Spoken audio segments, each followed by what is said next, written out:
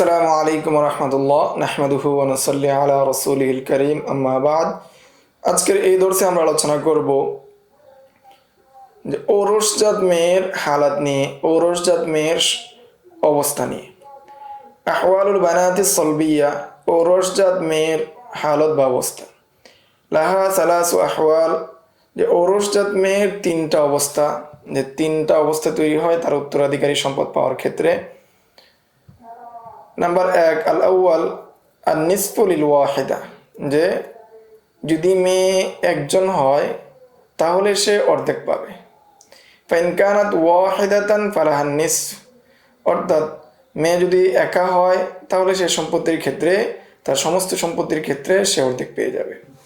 দ্বিতীয় সূরত হলো আসসুলুসান লিল ইসনাতাইন ওয়া ফাসাআদা, যদি মৃত ব্যক্তির 2 বা 2 এর অধিক মেয়ে সন্তান থাকে তাহলে সে সুলুসাইন পায়, অর্থাৎ সমস্ত সম্পত্তির 3/2 অর্থাৎ 2/3 পায়। লিকাউলিহি তাআলা ফাইন কুন্না নিসাআন ফাওকা ইসনাতাইন ফালাহুন্না সুলুসা মা তারাক, যদি মহিলারা 2 এর অধিক হয়, 2 বা 2 এর অধিক হয়, তাহলে তারা মৃত ব্যক্তি যা রেখে যাবে তার 1/3 পাবে।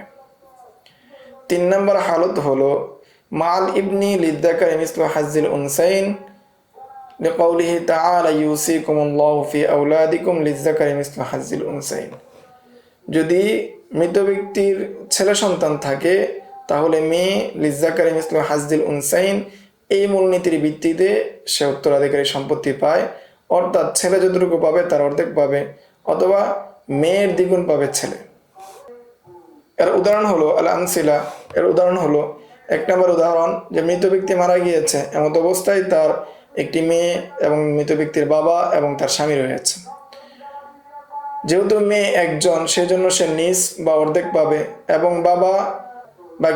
বাবা সুদুস পাবে। সাথে সাথে আসহাবুল ফুরুজ যারা রয়েছে তাদের অংশ নেওয়ার পর সে তাসিব হিসেবে বাকি অংশটা পাবে। এবং জাউজ অর্থাৎ স্বামী রুবু পাবে, অর্থাৎ 4/1 পাবে।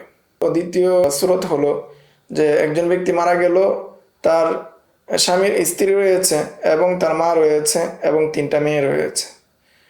এমত অবস্থায় 3 মেয়ে সমস্ত সম্পত্তির 3/2 পাবে, এবং মা সুদুস পাবে যেহেতু মা সন্তানাদির সাথে এসেছে, এবং জাউজ সুমুন পাবে যেহেতু তার সাথে সন্তানাদি রয়েছে।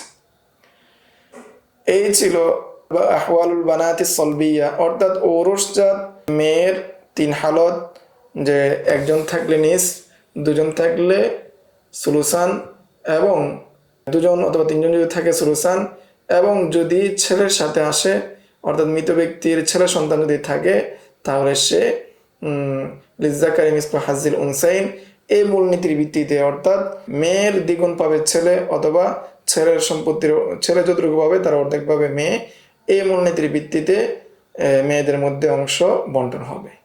কেন মেয়েদের মধ্যে কম দেওয়া হবে, মেয়েদেরকে কম দেওয়া হবে, সেই বিষয়ে আমরা পূর্বের দর্শে আলোচনা করেছি।